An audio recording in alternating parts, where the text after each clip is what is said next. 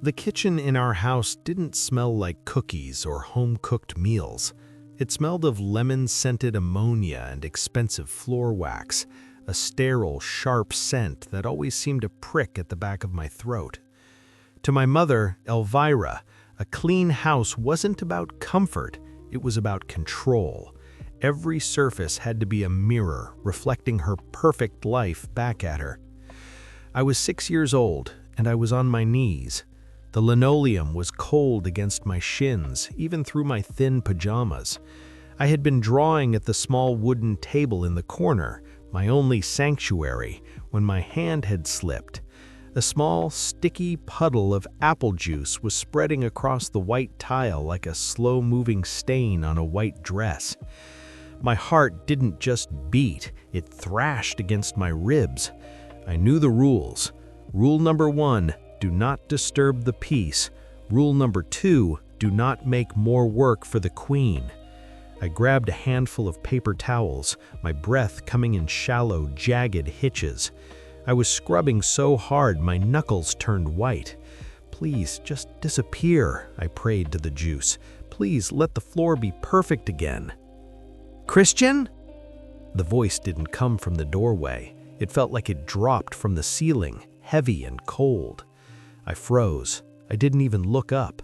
I just watched the shadow of her designer heels move slowly across the floor until they stopped inches from my hands. She didn't say anything at first. She just stood there, let the silence stretch until it felt like a physical weight pressing down on my neck. "What is this?" she asked. Her voice was dangerously quiet, the kind of quiet that precedes a storm. I spilled a little, Mom. I'm cleaning it. See, it's almost gone." I looked up, trying to force a smile that I hoped looked cute enough to soften her. Elvira didn't smile back. Her face was a mask of curated beauty, but her eyes were dark. She looked at the floor, then she looked at the drawing I'd left on the table, the sun with the smiling face and the messy "I love Mom" written in orange crayon. "You did this on purpose," she said. It wasn't a question, it was a verdict. "No, Mom, my hand just slipped, I promise." "Don't you lie to me," she suddenly shrieked, the volume of her voice making me flinch so hard I bumped my head against the cabinet. You saw me spend 2 hours on my hands and knees waxing this floor today. You watched me from the window. And the moment I sat down to have a minute of peace, you decided to ruin it. You wanted to make sure I stayed a slave to this house, didn't you?" "I didn't. I was drawing a picture for you." I reached for the paper on the table, desperate to show her the proof of my love. She snatched the paper before I could touch it. I watched, paralyzed, as her manicured fingers, the ones that smelled of expensive lotion, slowly and methodically ripped the sun in half, then in quarters, then into tiny, jagged white flakes. "This," she mocked, letting the pieces flutter down onto the wet juice spill. "This isn't love, Christian. This is a distraction. You think a messy drawing pays for the time I have to spend cleaning up after a boy who hates me?" "I don't hate you," I sobbed. The tears were falling now, hot and stinging. "Oh, spare me the waterworks," she hissed, leaning down until her face was inches from mine. I could see the tiny lines of anger around her mouth. "You're just like your father. You take, and you take, and you drain me until there's nothing left. You saw me happy for 5 minutes and you couldn't stand it. You had to bring me down to your level, didn't you? You're a spiteful little thing." She grabbed me by the upper arm, her grip like a vice, and pulled me to my feet. "Go to your room, do not come out for dinner, do not ask for water. You stay in the dark and think about why you enjoy hurting the person who gives you everything. Go!" I stumbled towards the stairs, my legs feeling like lead. As I reached the first step, I heard the click of the kitchen phone. Her voice changed instantly. The venom disappeared, replaced by a trembling, fragile sob. "Oh, Maria, are you there? Oh, God, Maria, it happened again. Christian, he went into a rage. He threw his juice at me because I told him to be careful. He ripped up his own drawings just to spite me. I'm so scared, Maria. I'm trapped in this house with a child who treats me like an enemy. I don't know how much more I can take." I sat on the top step, my head in my hands. I looked at my small red palms. I wasn't a rage-filled child. I was just a boy who wanted to give my mom a picture of a son. But as I sat there in the growing shadows of the hallway, I realized that in this house, the sun didn't shine unless Elvira allowed it. And today, she had decided it was going to stay dark. I crawled into my bed, not even bothering to turn on the light. I realized then that my tears were a waste of energy. She didn't want my love, she wanted my guilt. She wanted to be the victim, and she needed me to be the monster so she could feel like a saint. "I won't give it to you," I whispered into my pillow, even though I didn't yet know what it was. "I won't be your monster." By the time I was 15, I had become an expert in the art of disappearance. I wasn't a ghost yet, but I was learning how to make my presence as thin as a shadow. My height had spiked, my shoulders broadening, but in our house, I still felt like that 6-year-old on the kitchen floor. Elvira's success had grown into a monster of its own. Her interior design firm, Elvira's Signature, was the gold standard in our city. She didn't just walk into a room, she colonized it. And the more the world outside praised her as a visionary and a powerhouse, the more she needed me to be the broken thing she was burdened with fixing. It was a Tuesday in November. The rain was drumming against the large floor-to-ceiling windows of our living room, windows I'd spent all Saturday cleaning until my arms throbbed. I walked through the front door, my backpack heavy with a trophy I'd tried to hide under my gym clothes. It was the Young Innovator Award for a regional coding competition. I had built a simple, encrypted messaging app. It was my secret world, a place where logic ruled and where no one could scream at me for spilling juice. "Christian?" Her voice drifted from the top of the stairs. It wasn't the scream I was used to. It was that terrifying melodic hum she used when she was about to play the martyr. "In the hall, Mom," I said, my voice cracking. I shoved the trophy deeper into the bag. She descended the stairs slowly, draped in a silk robe that cost more than my tuition. She looked like a queen, but her eyes were scanning me for a weakness. She spotted the bag immediately. "What's in the bag, Christian? More junk? More things for me to pay for and trip over?" "Just books," I lied. My heart was a hammer against my ribs. "Give it to me." "Mom, it's just school stuff." "I said, give it to me." The mask slipped. The melody was gone, replaced by the jagged edge of her real voice. She snatched the bag, her manicured nails digging into the canvas. She dumped it onto the polished hardwood. The trophy tumbled out. It was a modest thing, acrylic and silver, but to me it was a lifeline. It hit the floor with a hollow thud. Elvira stared at it. For a second, I thought I saw a flicker of something human in her eyes. But it wasn't pride, it was a threat. "Young Innovator," she read, her voice dripping with acid. "So this is why you're never home? This is why you forget to take out the trash or check the mail for my firm? You're out playing with toys while I'm out here building a life for us?" "It's not a toy, Mom. I won out of 50 students. 50 students who don't have a mother who pays for their computer," she yelled, kicking the trophy aside. It skidded across the floor, hitting the baseboard. "You think you're a genius now? You think because some teacher gave you a piece of plastic you're on my level? I have built a multi-million-dollar brand from nothing. You haven't proven anything in this life yet, Christian. You are a dependent. You are a shadow of my success. Do you understand?" "I just wanted you to be proud," I whispered. The words felt pathetic as they left my mouth. Laugh! A sharp staccato sound that felt like glass shards in my ears. Proud! I'll be proud when you stop being a drain on my soul. I'll be proud when you can walk into a room and people don't look at me with pity because my son is a social misfit who hides in his room. She stepped closer, her floral perfume suddenly suffocating. You want to be an innovator? Then innovate a way to be useful. I have a gala next month for the hospital wing I'm designing. You will be there. You will wear the suit I bought you, and you will tell everyone how much my guidance helped you with your little school project. Do you hear me? That's a lie, I said, my voice trembling. You didn't help me. You told me I was wasting my time. Slap. The heat on my cheek was instantaneous, but this time I didn't look at the floor. I looked at her. I saw the fear in her eyes, the fear that I might actually be better than her. You don't have the right to talk back to me, she hissed, her face contorted.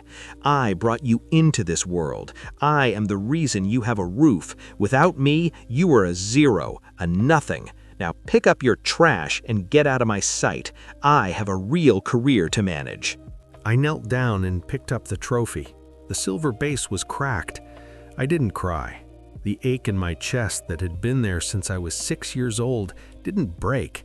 It solidified. It became a wall. As I walked to the basement, I heard her on the phone again. Oh, Calvin, you won't believe it.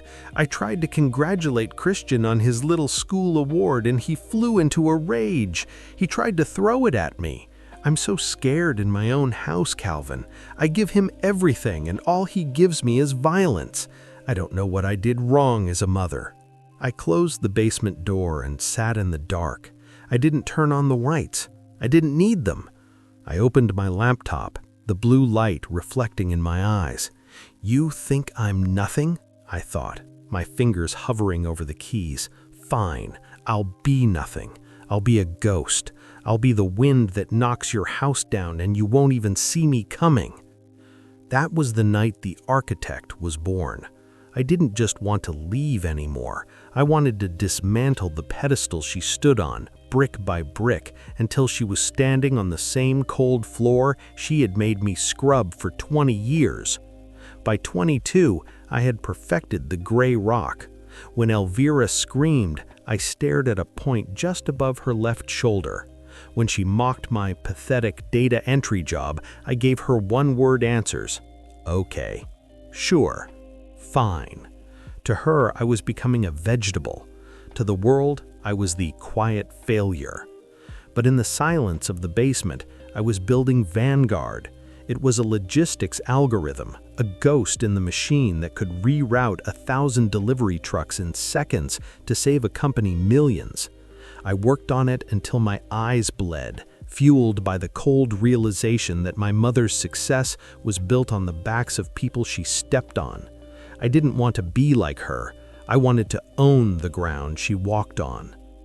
One Sunday, the house was full. The smell of expensive roasted lamb filled the air. My Aunt Maria and my cousin Calvin were there, sitting in the velvet chairs Elvira had designed, which really meant she'd picked the most expensive fabric to show off. "He's still in the basement, Elvira?" Aunt Maria asked, her voice hushed, but loud enough for me to hear as I came up for water. "Don't even start, Maria," Elvira sighed, leaning back and rubbing her temples like a tragic heroine. "I try to encourage him. I offered him a junior spot at my firm, and do you know what he said? He said he'd rather type. He has no fire. I'm starting to think he's doing it just to punish me for being successful." "It's a shame," Calvin added, adjusting his expensive watch, a graduation gift from his mother. "I'm already managing 3 accounts at the bank. Christian, man, you've got to get out more. You look like a ghost." I didn't answer. I just headed for the sink. "Christian," Elvira snapped, "your cousin is talking to you. Have the decency to look him in the eye, or are you too depressed today to be a human being?" "I'm fine, Calvin," I said, my voice a flat drone. "Just tired." "Tired of what?" laughed Elvira, looking for Maria to support. Tired of me paying the electric bill for his computers? Tired of me stocking the fridge? She stood up and walked over to me, her eyes landing on the flash drive sticking out of my pocket. Before I could react, her hand, fast as a viper, snatched it. "What's this? More typing?" "Give it back, Mom, that's private." "Nothing in this house is private," she shouted. She marched over to her laptop on the dining table and plugged it in before I could grab it. Calvin and Maria gathered around, curious. The screen filled with lines of complex, beautiful code. The Vanguard logo, a simple, sharp V, glowed on the screen. "What is this, Christian?" Calvin asked, leaning in. "Wait, is this a neural net logistics mapper? This is sophisticated." Elvira's eyes narrowed. She didn't understand the code, but she understood Calvin's tone. She saw value. "It's a little project I've been working on," I said, reaching for the laptop. Elvira slammed her hand down on the keyboard. "No, it's a project we have been discussing, isn't it, Christian?" I stared at her. "We haven't discussed anything." She turned to Maria and Calvin, her face instantly morphing into a mask of maternal pride. "He's so modest. I gave him the conceptual framework months ago. I told him my firm was struggling with shipping our custom furniture from Italy, and I suggested he build a bridge between the suppliers. I've been guiding his logic every night." "You did?" Maria beamed. "Oh, Elvira, you're so brilliant. Even your hobbies are profitable." "Mom, you didn't even know what a neural net was until Calvin just said it," I said, my voice rising for the first time in months. The room went cold. Elvira's lip trembled. She looked at Maria, and a single perfect tear tracked down her cheek. "See," she whispered, "see how he treats me? I give him my ideas, I give him a career path, and the moment he sees a bit of success, he tries to cut me out. He wants to claim my legacy as his own. He wants to make his mother look like a thief."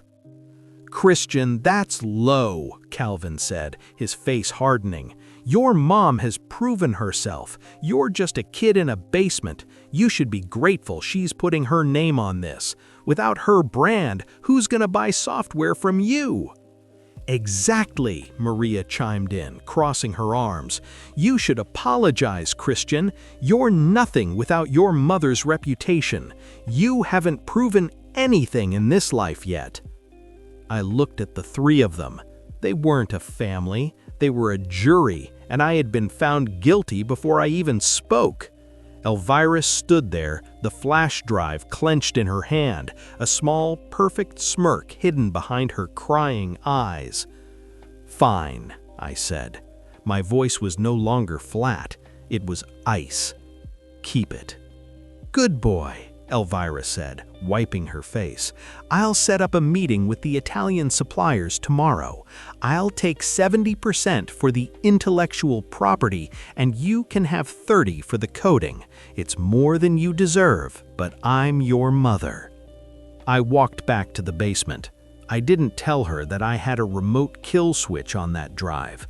I didn't tell her that the version she had was a shell, a logic bomb that would lag and crash the moment she tried to run a real-time simulation. I sat down at my desk and opened my real terminal. "If you want my name on your projects, Mother," I thought, my fingers flying across the keys, "you'll have to buy it, and very soon, you won't be able to afford me." I looked at my bank balance, $250,000. It wasn't enough to leave yet, not the way I wanted to leave. I wanted to leave her with the house, the gold, and the fame, and absolutely no way to reach the person who made it all possible. By 25, the basement wasn't a prison anymore, it was a command center. I had become a master of the double life. Upstairs, I was the disappointment who wore the same 3 faded hoodies and forgot to cut his hair. Downstairs, I was the majority shareholder of a holding company that was quietly swallowing the debt of every firm Elvira touched. The logic bomb from the year before had worked perfectly. Elvira had pitched my software to her Italian suppliers, and it had crashed spectacularly in the middle of her presentation. She hadn't blamed the code, she had blamed me. "You did it on purpose," she had screamed, throwing a crystal vase at the basement door. "You're so incompetent you can't even write a simple program for your own mother.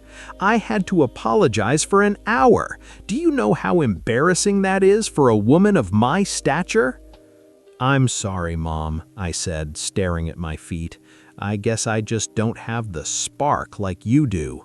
She had huffed, satisfied by my admission of failure. But that failure was my shield. It kept her from looking too closely at what I was actually doing. It was a rainy Thursday when Uncle Thomas came over. He was the only one who didn't look at me with that sugary, fake pity. He was a retired corporate lawyer with eyes like a hawk and a heart that Elvira had never been able to break. "Christian," he said, stepping into the damp basement. He looked around at the 3 monitors glowing with green and white text. "Your mother is upstairs telling Aunt Maria that you've lost your data entry job, and she's considering putting you on an allowance." "Let her talk, Uncle Thomas," I said, pulling up a chair for him. "How is the acquisition going?" Thomas leaned in, his voice dropping. "It's done. The holding company, Aegis, now officially owns the deed to the Signature Plaza. That's the building your mother's firm has been in for 15 years. A cold, sharp thrill ran down my spine. "She's my tenant?" "Technically, yes," Thomas chuckled, a dry, raspy sound. "And she's 6 months behind on the common area maintenance fees because she spent the capital on that new Porsche. She has no idea the new landlord is the son she calls nothing. And the vacation home? The lien was sold to us yesterday. Christian, you own her world. Why are you still sitting in this basement? You have 50 million in liquid assets. You could leave tonight." I looked at the stairs. I could hear the muffled sound of Elvira's laughter from the kitchen, that sharp, performative laugh she used when she was bragging. "If I leave now, she'll make herself the victim," I said. "She'll tell the family I abandoned her in her old age. She'll cry to the newspapers about her ungrateful son. I don't just want to leave, Uncle Thomas. I want her to stand in front of the whole family and realize that every bit of status she used to crush me belongs to me." Thomas patted my shoulder.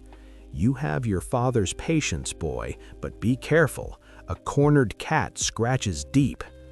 "I'm not the mouse anymore, Uncle," I said, turning back to the screen. "I'm the one who built the maze." A week later, the competition reached a fever pitch. Elvira had decided to revamp the house, which was her code for making Christian do manual labor for free. I was hauling heavy marble slabs for a new foyer table she was designing. My back ached and my hands were raw. Elvira stood over me, a clipboard in one hand and a glass of sparkling water in the other. "Careful, Christian, that marble cost more than your life is worth," she snapped. Cousin Calvin was there too, leaning against the wall, watching me struggle. "Need a hand, man?" "Oh wait, I forgot. I have a conference call in 10 minutes. Bank business, you know how it is. High stakes." "It's fine, Calvin," I muttered, sliding the marble into place. "He's lucky he has this to do," Elvira told Calvin, loud enough for the neighbors to hear through the open door. "It gives him a sense of purpose. Otherwise, he'd just be rotting downstairs. I tell him all the time, 'Christian, you are nothing without me. You can't even lift a stone without my direction.'" "It's true," Calvin agreed, checking his watch. "You're lucky Aunt Elvira is so successful. Most parents would have kicked a guy like you out years ago." I wiped the sweat from my forehead and looked at Elvira. "What if I wanted to start my own firm, Mom? What if I moved out?" The silence that followed was heavy. Elvira didn't laugh this time. She stepped closer, her face twisting into something ugly and dark. "Move out? With what? You don't have a penny that didn't come from my grace. You want to start a firm? You haven't proven anything in 25 years. You'd be a beggar within a week. You stay here because you need me. You stay here because the world would chew a nothing like you up and spit you out." She leaned in, her voice a poisonous whisper. "You will never be me, Christian. You will never have my talent, my money, or my respect. You are the shadow I cast, nothing more." I didn't blink. I didn't get angry. I just felt a strange, chilling calmness. "You're right, Mom," I said, picking up the next slab. "Because I'm already so much more," I thought.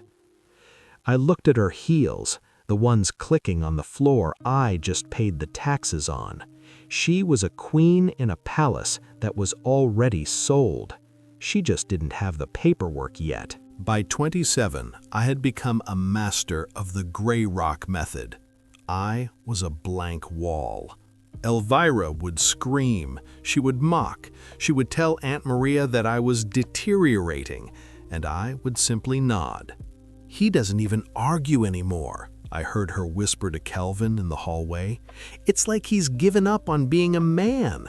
I have to do everything for him. I even have to tell him when to cut his hair. He's nothing without my constant supervision." But in the dark, my empire was screaming. Vanguard wasn't just a program anymore. It was the backbone of 3 major logistics firms. I was closing a deal that would merge my holding company with a European tech giant. It was a 9-figure deal. It was my final key to the door. The night before Calvin's wedding, I was in the basement. I had a high-stakes video conference with the board of directors in London. I was wearing my hoodie, but underneath, I felt like a king.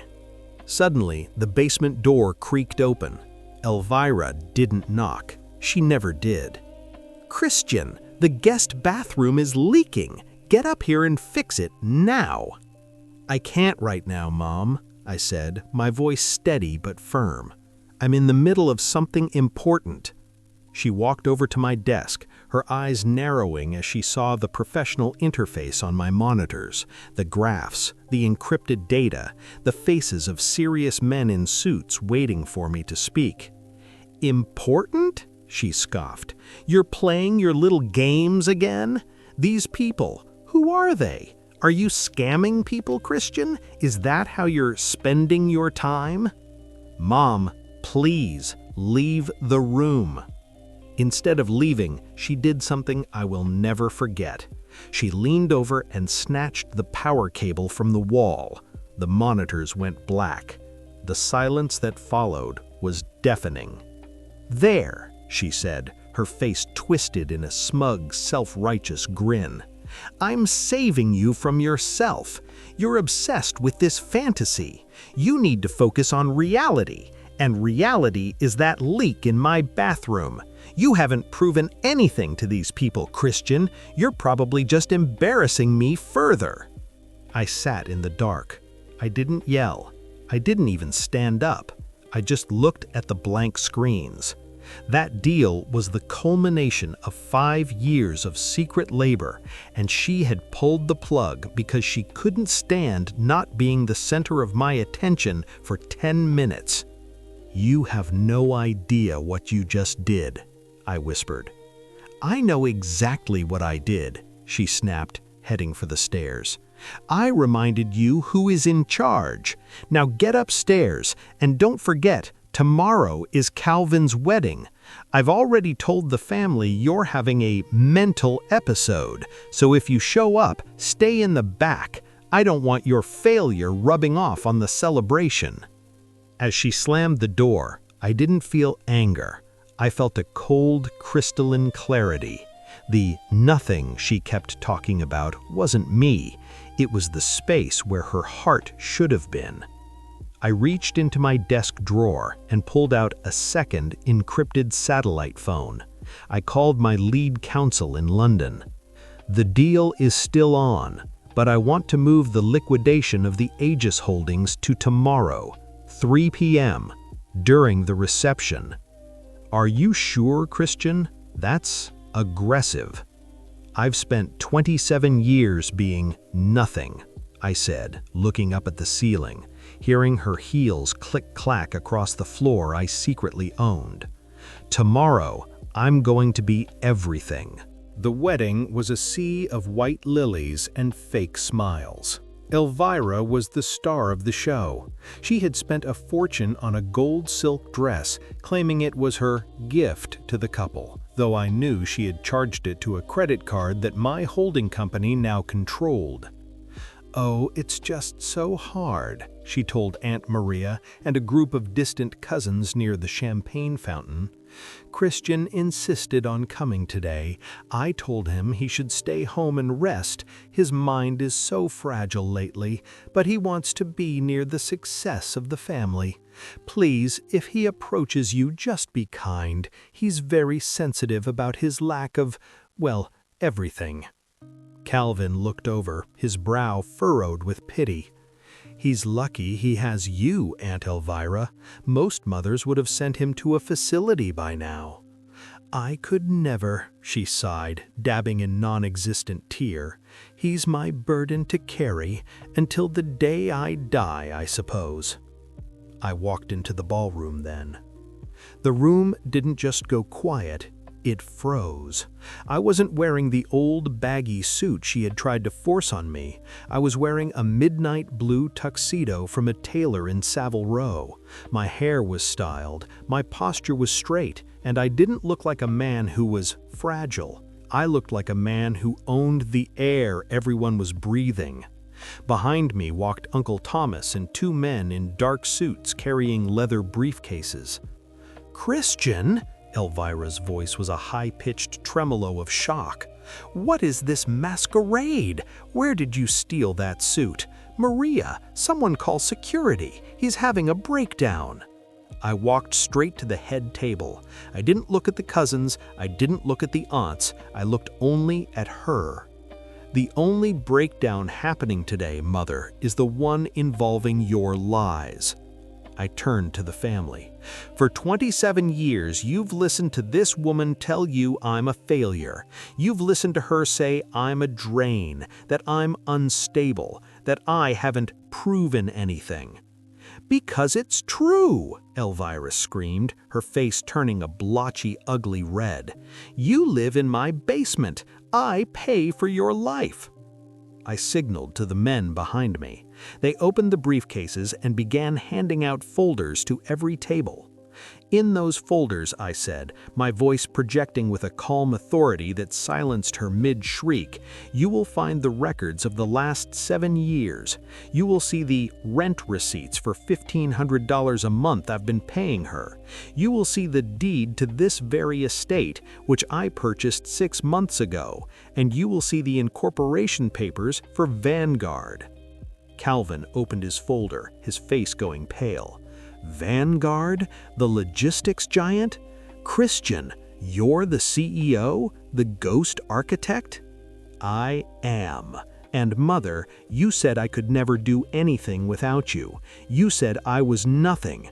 But as of 3 p.m. today, 10 minutes ago, your firm's lease has been terminated for non-payment. The Signature Plaza is being rebranded, and the house you live in, the one you used to make me scrub on my hands and knees." I leaned in, my voice dropping to a whisper that felt like a blade. "I sold it this morning to a developer who plans to turn it into a low-income housing complex. You have 30 days to vacate. I think it's time you learned how to be something on your own."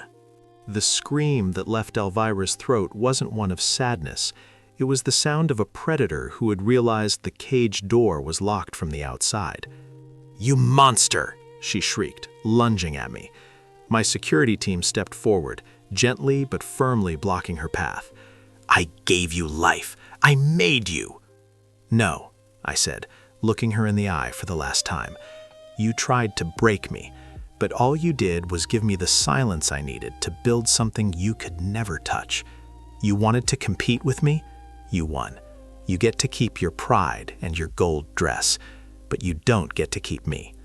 I turned to Aunt Maria and the rest of the family, who were staring at their folders in horrific realization of the lies they had enabled.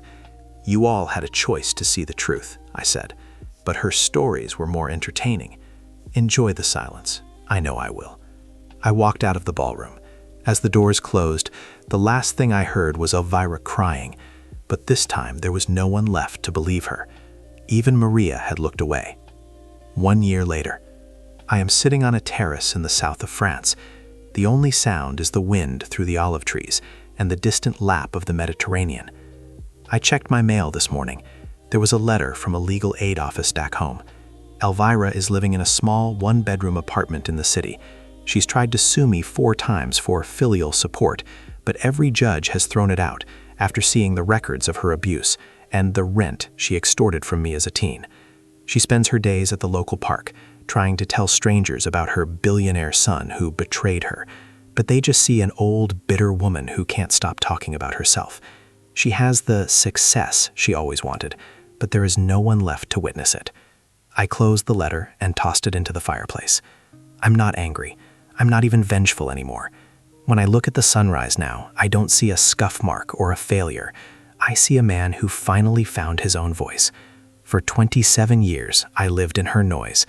Now, for the rest of my life, I live in my peace. Thank you for sharing this chapter with us at Velvet Chapters Brew. Comment, like, and subscribe to see where the next page takes us.